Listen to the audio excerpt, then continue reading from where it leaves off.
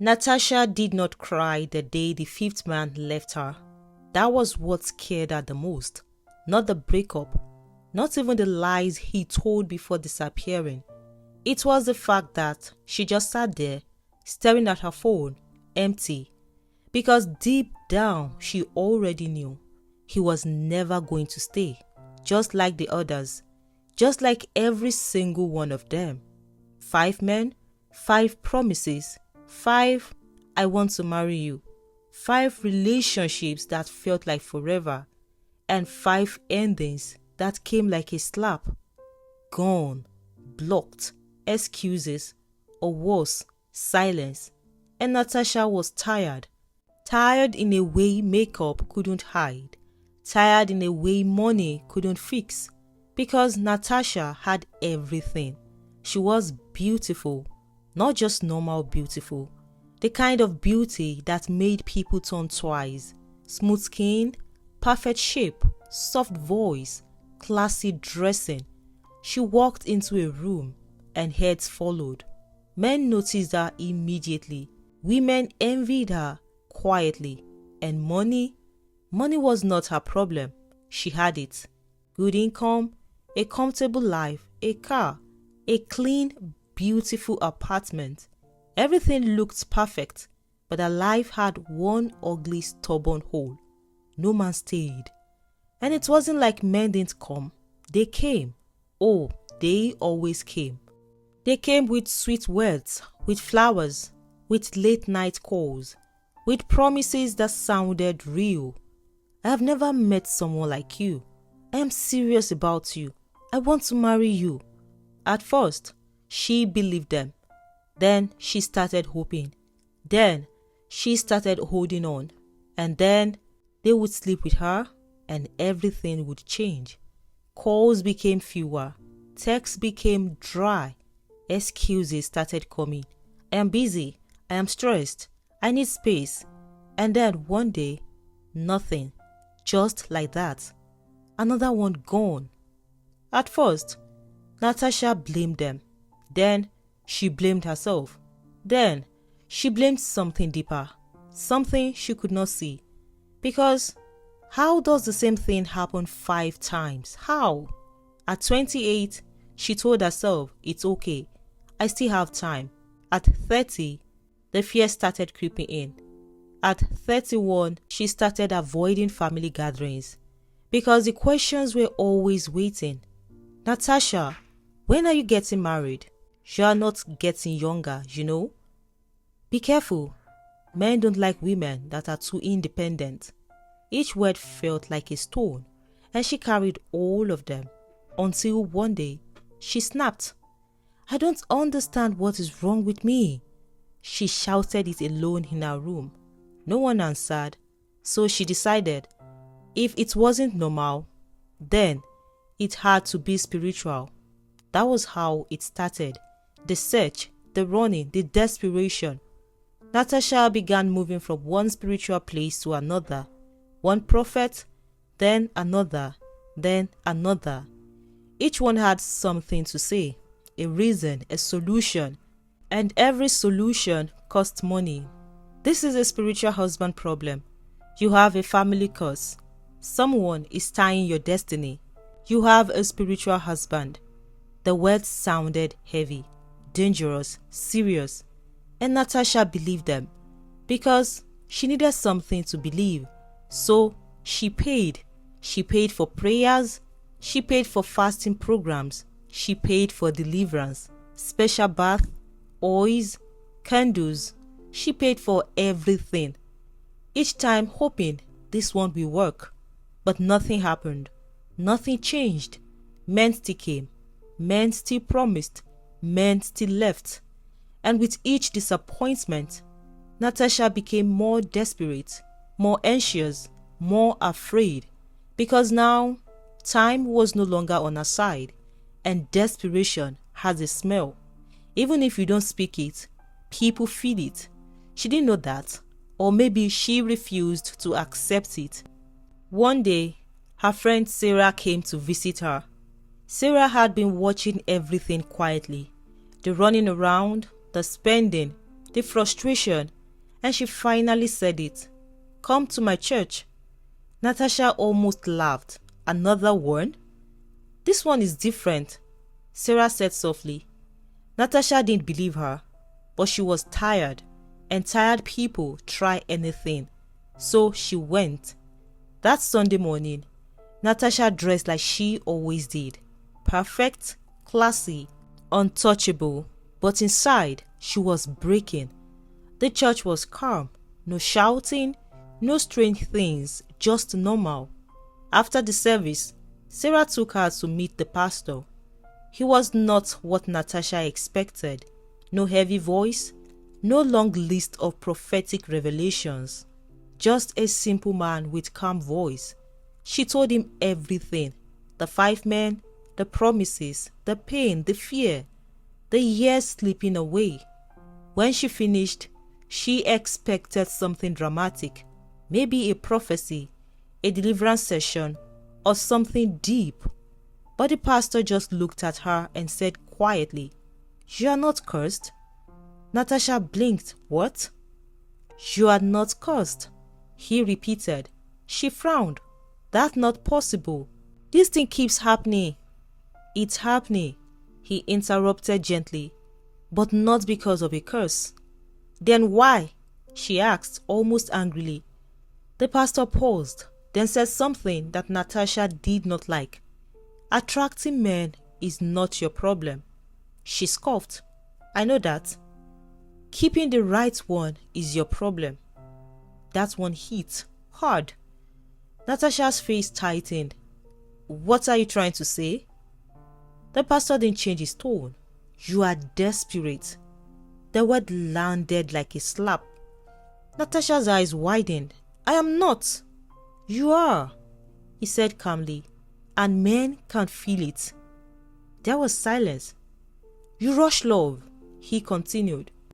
"You rush commitment. You rush everything." "That's not true," she snapped. But deep inside, something moved. "You're afraid of being alone," he said. "And because of that, you hold too tightly." Natasha looked away. And when a man sees that, especially the wrong kind of man, he didn't finish the sentence. He didn't need to. Natasha already knew. "They come because of what they can get," he added. "Your body, your money." Her chest tightened. "And they leave because they were never there for the right reasons." The room felt heavy. "So, what should I do?" she asked, her voice softer now. The pastor leaned back slightly. "Relax." Natasha frowned again. "That's all?" "Relax," he repeated. "Stop chasing marriage. Stop trying to force it." "That's easy for you to say," she snapped. "If you keep running like this," he said, ignoring her tone, "you will keep meeting the wrong men." She was quiet. He continued, "Be calm. Be patient. Let a man come to you and watch him." Natasha swallowed. "Don't rush. Don't give everything too quickly. Don't let fear control you." The words sounded simple, too simple. No spiritual drama, no deep misery, just sense.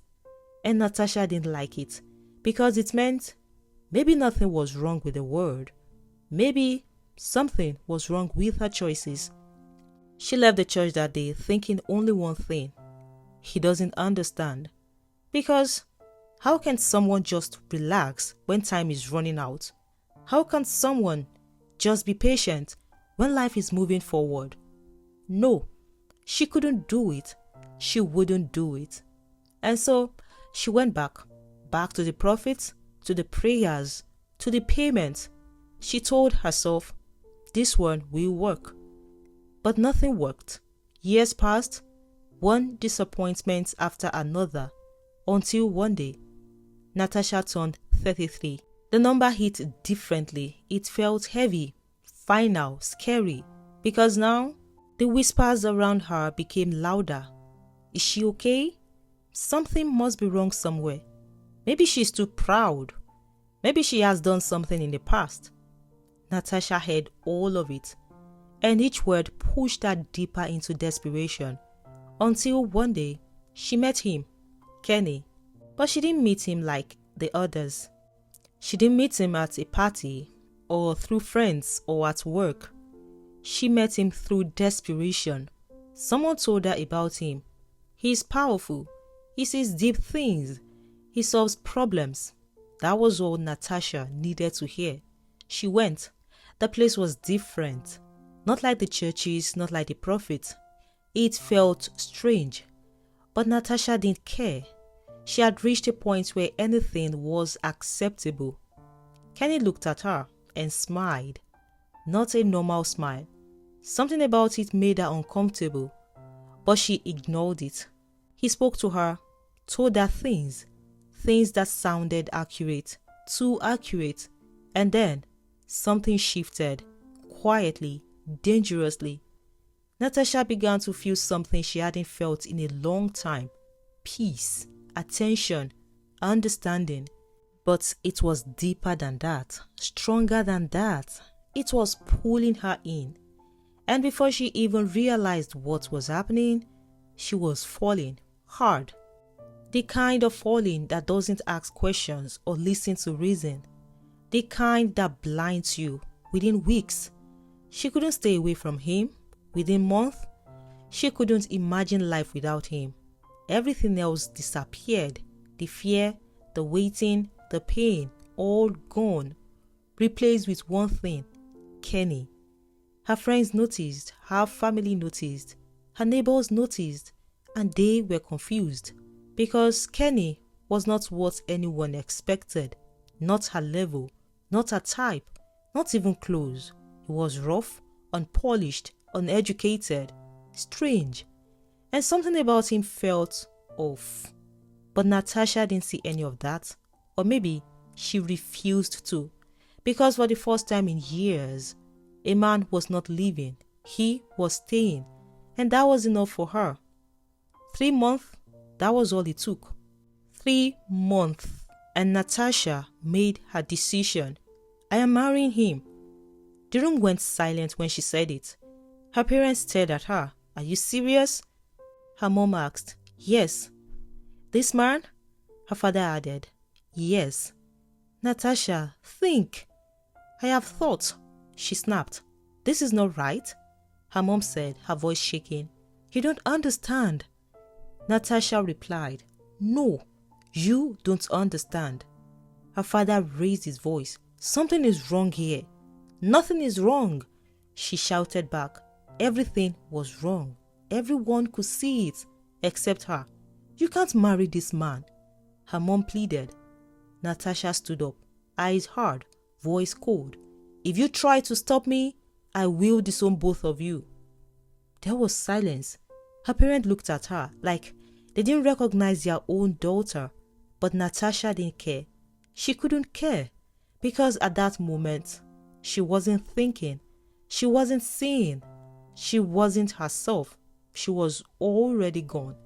Gone into something deeper than love. Something stronger than emotion. Something darker. And within 3 months, Natasha got married. Not to the man she prayed for. Not to the man she dreamed of. But to the one thing she never saw coming. Her problem. The wedding was fast. Too fast. Before most people could even understand what was happening, it was already done. No big hall, no crowd, no celebration people could talk about. Just a small gathering. Few faces, tight smiles, and heavy silence. Because nobody was truly happy. Not her parents, not her relatives, not even her friends. They came, but they came with questions in their eyes. Questions nobody wanted to ask out loud. Natasha didn't care. She wore her dress, she smiled. She held Kenny's hand like she had finally won something. Like she had finally found what she had been chasing all these years. And in her heart, she kept saying one thing. I am finally married. That was all that mattered. Not who, not how. Just the fact that she was no longer alone. That alone gave her peace. Or at least something that looked like peace. The first few days felt calm, quiet, different. Kenny was still soft, still attentive, still that man she fell for. And Natasha relaxed. Finally, no more waiting, no more fear. She had a husband. But peace that comes too fast sometimes doesn't last. The first slap did not land on Natasha's face, it landed on her mind. Because the first time Kenny shouted at her, she froze, not because of fear, but because it didn't match the man she thought she married. The man who once looked at her like she was everything, the man who spoke softly, the man who made her feel chosen. That man disappeared so quietly she didn't even notice when he left. The change didn't happen in one day. It started small, so small that Natasha ignored it. Why is this food cold? That was the first time his tone felt wrong. Not aggressive, just disrespectful. Natasha blinked. I just made it. Then make it again, he said, dropping the spoon. Just like that. No apology, no softness, nothing. Natasha stood there, confused, but she still went back to the kitchen because in her head, it's just stress. That was how she explained everything. Every rude word, every cold reaction, every strange behavior. It's just stress. But stress doesn't grow into something worse overnight. It grows slowly until one day you realize it was never stress. It was the real person all along. Kenny stopped pretending completely. He stopped caring how he spoke to her, stopped caring how he treated her, stopped caring about her feelings. And Natasha, she stayed because she kept remembering the man she met, not the one she married. And that memory kept her trapped. Very soon, something else became clear. Natasha was not just a wife, she was everything, the provider, the caretaker, the supporter, the one who made everything work. Kenny did nothing, absolutely nothing. He woke up late, ate, dressed, and left the house. No clear source of income, nothing. But somehow, money was always expected from Natasha. Send me 50k, transfer 100k. I need money for something important every single time. And Natasha never said no, because in her mind, this is my husband. This is what wives do. This is love. So she gave and gave and gave until giving became her normal. But money doesn't come from her. Natasha worked a serious job. She was in finance, an investment firm, a place where money was handled carefully, where numbers had to make sense, where mistakes were not tolerated. She had built a reputation there. Smart, sharp, reliable. People trusted her. Her boss trusted her. She handled accounts, large accounts, sensitive accounts, the kind that required discipline. And for years, she did it well until Kenny entered her life. Because now, her salary was no longer enough. His demands were too much. His lifestyle was too expensive, and Natasha didn't want to disappoint him. So one day, she did something she had never done before. She moved money, just small, something she believed she could return before anyone noticed. No one will know, she told herself. And no one knew. So she did it again and again and again. Each time promising herself, this is the last time. But it was never the last time because Kenny never stopped asking and Natasha never stopped giving. She was living two lives, the smart, responsible woman at work and the desperate, controlled wife at home. And the line between both lives started to blur until one day, everything crashed. It was a normal morning. Nothing felt different until she was called into the office. 3 people were sitting there. Her boss, a senior manager, and someone from audit. That was when her heart dropped. Sit down, Natasha. Her hands were already shaking. There is a problem, her boss said. And in that moment, she knew. Before they even said it, Before they showed her anything, she knew. We found some irregularities. We've been reviewing transactions, and we traced some discrepancies to you. Her chest tightened. That was it. No drama, no shouting, just truth. Natasha tried to explain, but there was nothing to say because everything they found was real. All the small amounts, all the adjustments, all the hidden movements, everything. She had done it, not by mistake, not by accident, but by choice. And now, it was staring at her without mercy. You are being dismissed, her boss said. Just like that, years of work, gone. Natasha walked out of that office like someone who had lost herself because she had. She didn't cry, she didn't scream, she just walked, empty. The same emptiness she felt after the fifth man left her. But this one was worse because this time she did it to herself. And for who? For Kenny. When she got home, she told him everything. She expected something. Shock, concern, maybe even anger. Anything that showed he cared. But Kenny just looked at her and shrugged. So? Natasha blinked. So? She repeated. You will find another job, he said casually. That was it. No comfort, no support, no understanding, just dismissal. Natasha stood there, completely alone. That was the day something inside her broke. But even then, she didn't leave. Because now she had nothing else. No job, no stability, no control. Just Kenny. And that made her hold on tighter. But something changed. Money stopped coming. No salary, no extra funds, nothing to give. And that was when hell truly began. Kenny changed again. This time, worse. Much worse. The requests became demands. The tone became harsh. The patience disappeared. Where's the money? I told you I don't have. Then go and find it. The shouting started. The insults followed. You are useless. What kind of woman are you? You can't even provide. Natasha would sit there, quiet, taking everything, because somehow she believed she deserved it. And when money didn't come, Kenny found another way. Other women. At first, Natasha didn't notice. Or maybe she didn't want to notice.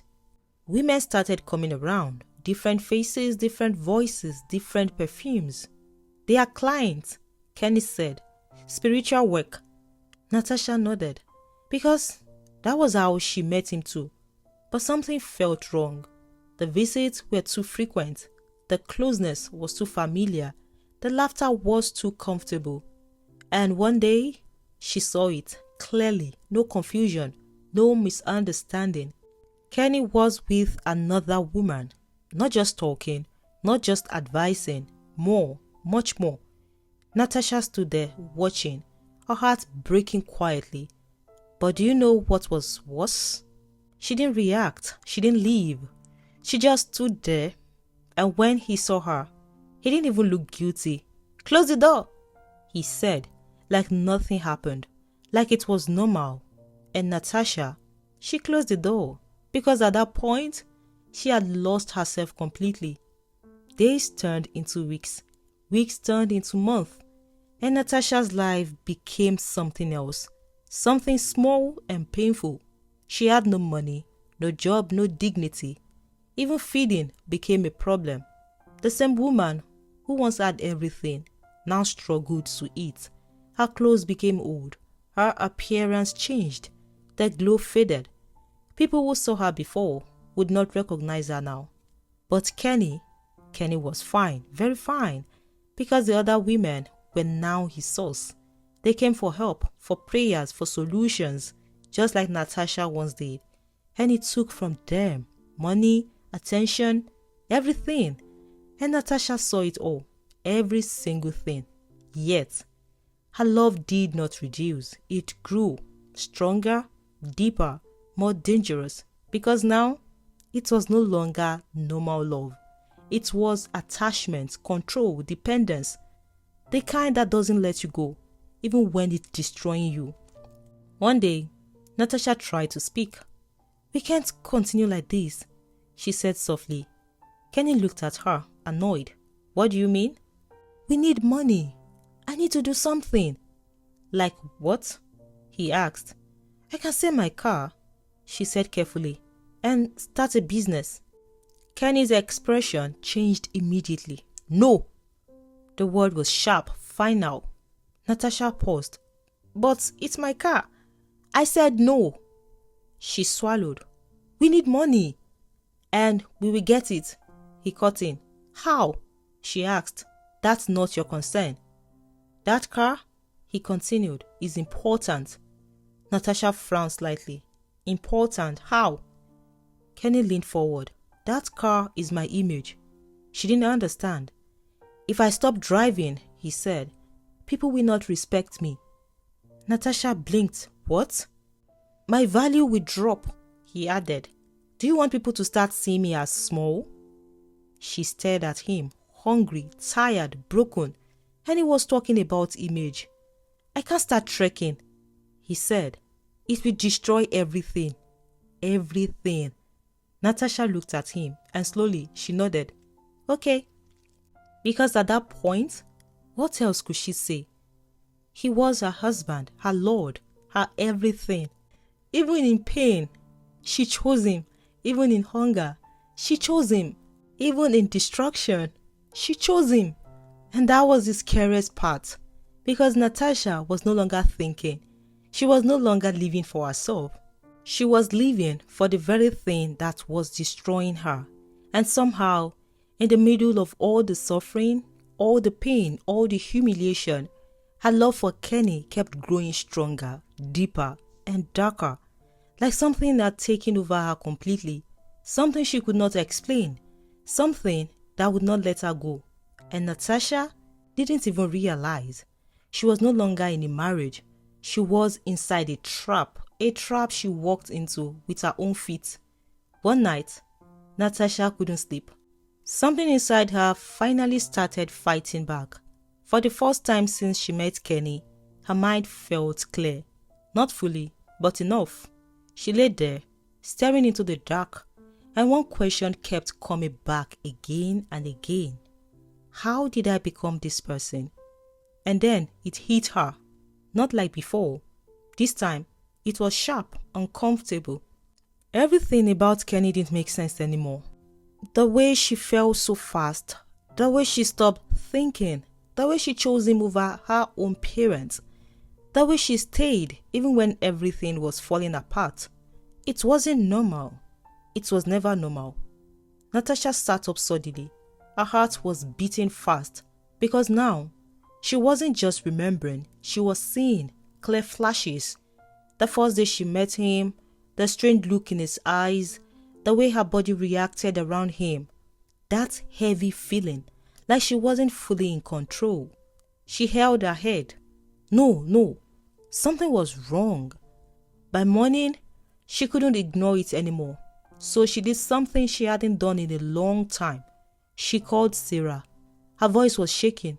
Sarah, please, I need help. Sarah didn't ask questions. She just said, come. That same day, Natasha left the house quietly. Kenny wasn't around. For once, she didn't wait, didn't inform him, didn't seek permission. She just left. When she got to Sarah's place, she broke down. Not soft crying, not controlled tears. She broke. Everything came out. The marriage, the suffering, the cheating, the control. And then, the part she couldn't explain. I don't think I chose him, she said, shaking. Sarah looked at her carefully. You didn't, she said quietly. Natasha froze. That was when Sarah told her something she had been too afraid to say before. That man is not just a normal man. I have heard about him, Sarah continued. Women go to him for help and end up tied to him. Natasha's chest tightened. Tied? How? They can't leave. The room went cold. But they don't even know why, Sarah added. They just stay. Natasha's hands started shaking because that was exactly her story. I need to get out, she whispered. Sarah nodded. You will, but not like this. That same week, Sarah took her back to that same pastor, the one she ignored, the one who told her the truth the first time. Natasha walked into his office completely different. No pride, no argument, no resistance, just a broken woman. "I was wrong," she said immediately. The pastor looked at her for a long moment, then nodded slowly. "I know." No judgment, just truth. "I think something is wrong with me," she added. The pastor didn't speak immediately. Then he said calmly, "You gave yourself away, and something held you." Natasha's eyes filled with tears. "Can I be free?" she asked. "Yes," he said simply. But it wasn't instant. It was a process. Days of prayers, days of resistance. Because every time she tried to detach, something pulled her back. Strong, unexplainable. There were moments she almost ran back to Kenny. Moments she missed him so badly, it didn't make sense. Moments she felt like she couldn't breathe without him. But Sarah didn't leave her. The pastor didn't stop. And slowly, the hold began to break. One morning, Natasha woke up and felt nothing. No pull, no attachment, no confusion, just silence. She sat up confused because for the first time, Kenny didn't feel like anything. No love, no craving, nothing. And that was when she knew it was over. That same day, she made her decision. She went back to the house one last time, packed her things quietly, no drama, no shouting. When Kenny walked in and saw her, he laughed. "You will come back," he said casually. Natasha looked at him, really looked at him, and this time she felt nothing, not love, not fear, nothing. That was her freedom.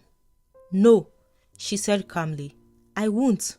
And she walked out, just like that. No turning back, no second thought, no weakness. She left, and this time, she didn't lose herself. She found herself. But not everything came back immediately. Her job was gone. Her money was gone. Her reputation was damaged. She had to start again from scratch. But this time, she was different. No desperation, just growth, healing, understanding, and time. Because now she knew not every problem is spiritual, but desperation can open the door to the wrong things. Months later, Natasha stood in front of a mirror again, but this time, she recognized the woman staring back, stronger, wiser, calmer, not perfect but free, and that was enough. If you enjoyed this story, like it and share with your friends and family. If you love stories like these, subscribe to this channel so you don't miss our next video. I'll see you in the next one. Goodbye.